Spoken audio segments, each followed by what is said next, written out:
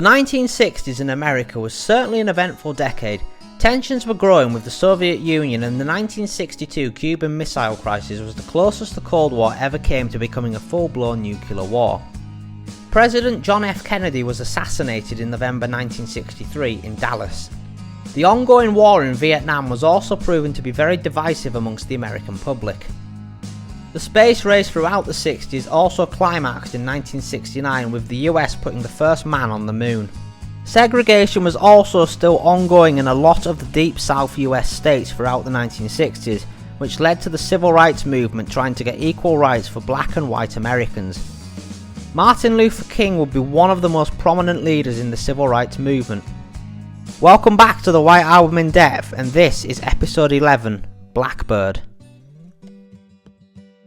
Just before we get going here, I'd just like to say something. I'm not going to lie to you, of all the tracks on the White Album that I'm doing for this series, this is probably the one I've been dreading the most, because Blackbird is a classic. It's probably the most famous song on the White Album. It's probably the most well-known song, and I know on my video for While My Guitar Gently Weeps, I said that was the most famous song on the White Album, but I'm backtracking because I actually think this is probably the most famous song on the White Album. Or at least the joint most famous, along with While My Guitar Gently Weeps. I don't know, what is more famous, this or While My Guitar Gently Weeps? Anyway, this is obviously a very famous song. It's an all-time classic. It's one of the most covered songs of all time. So I'm now going to attempt to tell the history of the song, the background, the story of it, and what I think of it. So yeah, because it's quite an important song, a very significant song to some people, and it'll mean a lot to a lot of people, this song, I thought I'd better make an effort, so I've put on a suit jacket just to make an effort. And yeah, we're going to be a bit more serious in this video, because I think the subject matter of this song is actually quite a serious matter to talk about. So yeah, I've got the guitar. I'm not going to play it though, because I can't play Blackbird, but I'm going to hold it anyway, and then you at least can pretend that I'm going to start playing the guitar for you. Anyway, shall we get cracking? I think we should. I've rambled there enough. Let's get going. So, the story of Blackbird, it's not actually one of the easiest stories to tell, because over the years since 1968, Paul has actually given different accounts about what this song is about. So, what I'm going to try and do here while telling this story is try and combine those different accounts to try and give the overall story, the overall background of the song. So, yeah, here we go. It all begins in spring 1968, where the Beatles had travelled to Rishikesh in India to study meditation with Maharishi Mahesh Yogi. One morning whilst there, Paul heard the call of a blackbird outside of his hut, and this planted a seed into his mind. It made him think, I want to write a song with the call of a blackbird in it that's inspired by the call of a blackbird. Anyway, Paul actually left India on March 26, 1968, which coincidentally 30 years to the day later in 1998, I was born. It was my birthday. Well, it is my birthday. It wasn't then, but it is now. So yeah, March 26th, best day of the year. Anyway, yes, like I say, Paul came back from India that day. Now, Ringo by that point had already returned. He'd already left. And John and George, they stayed a little bit longer. So when Paul got back to England, the next thing on the to-do list was to launch Apple, but they couldn't do that until all four of them were back. So Paul had a bit of spare time, so he decided he'd go up to Scotland, up to High Park Farm, which was the farm up in Kintyre that he'd purchased in 1966. So with the influence of the call of a blackbird on his mind, whilst he was in Scotland, Paul began to compose Blackbird. He began by first working on the melody. Paul wanted to use a guitar piece that was inspired by Bach's Bourrée in E minor. Sorry, I probably mispronounced that there.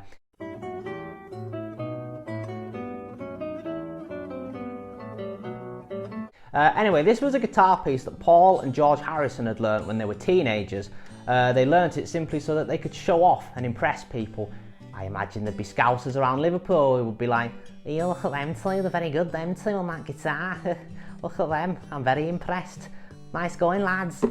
Anyway, Paul also wanted to use the finger-picking style of guitar that Donovan had taught him whilst in India.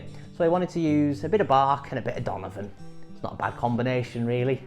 So, for the lyrics, Paul wanted to lean into what was going on over in America at the time. This was the civil rights movement that was going on predominantly in the deep south of the states. Paul was particularly influenced by the Little Rock Nine. It's time now for a brief history lesson here, folks. The Little Rock Nine were a group of 9 African American students who enrolled in Little Rock Central High School in 1957. However, the enrollment led to the Little Rock crisis, in which all 9 students were prevented from entering the racially segregated school by the then governor of Arkansas. Eventually though, they managed to attend the school after President Eisenhower stepped in. So yeah, that's a very, very brief history on the Little Rock Nine. I do implore you though, if you have time, I can't recommend it enough. Do read up on the Little Rock Nine. It is inspiring. So yeah, do read up on that. That's just a very, very brief headline of what happened.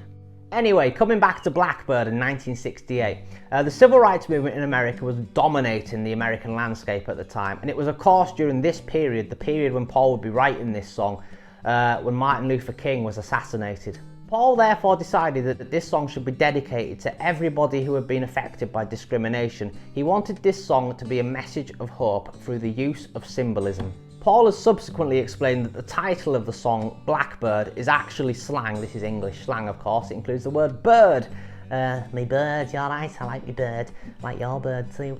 Bird is obviously English slang for girl. And that means that the title of this song technically should be Black Girl. That is what Paul is singing about, Black Girl. But he wanted to disguise it a bit, use a bit of symbolism, a bit of poetry. Blackbird, it sounds better than Black Girl. It's not the first time the Beatles did this either. They did it on a few previous songs. Norwegian Wood, This Bird Has Flown, off Rubber Soul in 1965, and then And Your Bird Can Sing off 1966's Revolver. So yeah, a bit of English slang and symbolism, can't go wrong, eh? So once John and George were back from India, the Beatles eventually regrouped during the last week of May 1968 at George's house in Esher. Here they would record 27 acoustic demos, the vast amount of which would end up on the White Album. Now one of these demos recorded that day was Blackbird. Now to be honest, the demo for Blackbird, it's not really that different from the finished thing. On this demo, all the lyrics are there, the melody's there, the only thing really missing is the overdubs, with the Blackbirds actually singing. So yeah, that's it basically, the demo. If you want to listen to it, you can. It's on the 50th anniversary edition of the White Album, along with all the other Esher demos. But yeah, you wouldn't really notice any difference. If someone played you this, you'd just think it was Blackbird live or something like that. It's genuinely not that different from the finished thing. Goes to show Paul's genius, really. You know, what a guy, his demos sound that great. Paul began working on the song at Abbey Road on June the 11th, 1968. Now, as luck would have it, a camera crew happened to be in Abbey Road that day, so Paul was filmed recording a track. So as long as there's no copyright gits that come after me here, the footage you're seeing on screen, hopefully, throughout this part of the video is Paul actually recording Blackbird. Anyway, only John and Paul were in Abbey Road that day, as George and Ringo were away in America.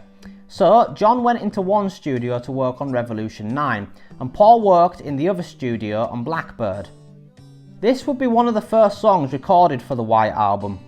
Paul recorded 32 takes of Blackbird, but only 11 of these were complete takes. For each one of these takes, Paul played his acoustic guitar whilst also singing his lead vocal, and a microphone was also put at his feet to capture his foot taps to then add to the final song.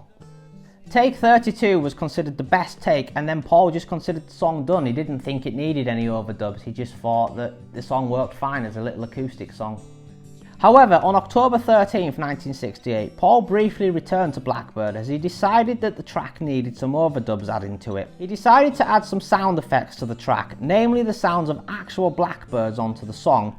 So with those sounds added onto it, the track was now finally finished. Now at some point between June 11th and then the album coming out in November, Paul and Linda finally began their relationship together. And the first night that Linda ever came to stop at Paul's house in Cavendish Avenue, Paul was feeling very happy, well you would, and he decided that he would play a song for the fans outside.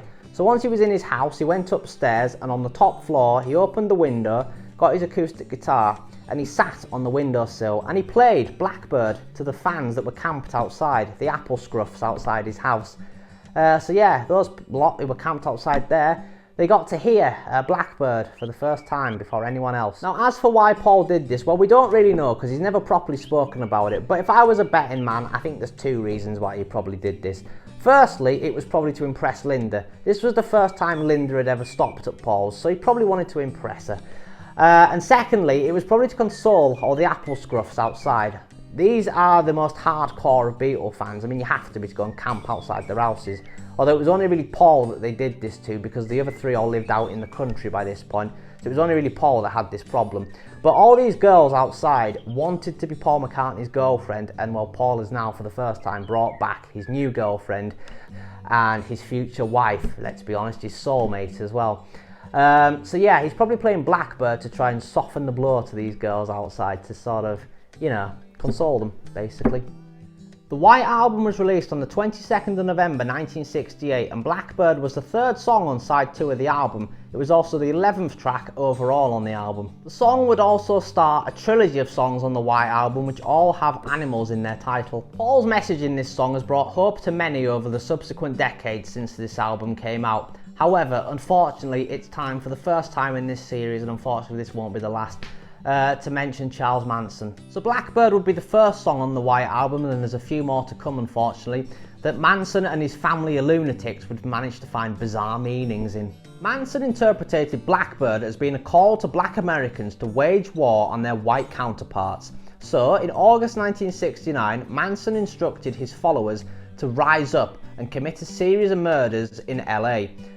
Manson's belief was that these murders would then trigger the war, but lo and behold, all it did was cause them all to get arrested for murder. Bunch of lunatics, eh? So, to me, Blackbird personally has never been one of my favourite songs on the White Album. I'm not saying it's a bad song, but I think my problem with Blackbird is the fact that it is overplayed. It is by far the song that is played the most off the White Album, and I think I've just heard it too much. I don't think it's a bad song, it's just I'm tired of hearing it. And I don't think it helps the fact that to this day, Paul is still playing it live. It's one of them songs that he always does. If you go and see Paul McCartney live, you're guaranteed to see the likes of Hey Jude, Let It Be, Blackbird, you know, it's one of them songs. And there's a reason, of course, that it's one of them songs. But to me, personally, because I've heard it that much, I'm just a bit tired of hearing it. However, there is no denying that the sentiment behind this song is beautiful. It was such a lovely thing for Paul to do. I'm sure when this came out in the 60s, there'll have been black Americans in the Deep South who'll have heard this song, and it'll just have brought them great comfort. The fact that one of the most famous people in the world, who is also a white man, was singing this for them. It's such a beautiful thing to do. Last time I seen Paul live, which was Glasgow 2018, there was actually 2 black Americans sat behind us, and when Paul played this, they were in floods of tears, and that's what the song is about. It just, you know, it does that to people. It obviously meant the world to them, and you can understand why. Yeah, it's a brilliant thing to do.